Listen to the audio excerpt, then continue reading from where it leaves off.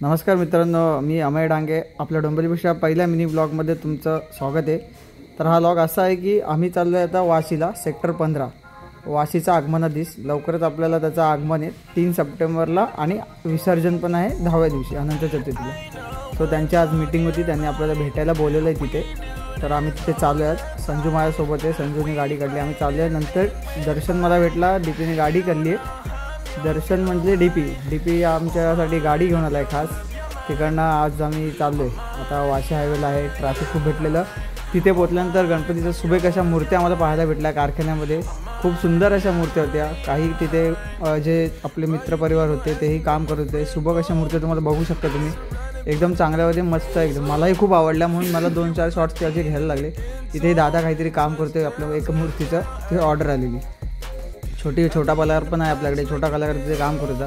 सगळ्यात चांगली गोष्ट म्हणजे मला ही मूर्ती खूप आवडली की ते हा हत्तीवर बसलेला एक गणपती आहे. तुम्ही बघू शकता एवढा चांगला गणपती होता. म्हणून मला म्हणजे खूप अजून शूट घ्यायचे होते, पण आपला मिनी ब्लॉग आहे म्हणून आपल्याला काही कमी शूट घ्यायला लागले. आता निरोप घेतो आम्ही वाशीमधून. तुम्हाला जर हा मिनी ब्लॉग कसा वाटला तुम्ही कमेंट्स करून टाका. जय हिंद, जय महाराष्ट्र, गणपती बाप्पा मोरया.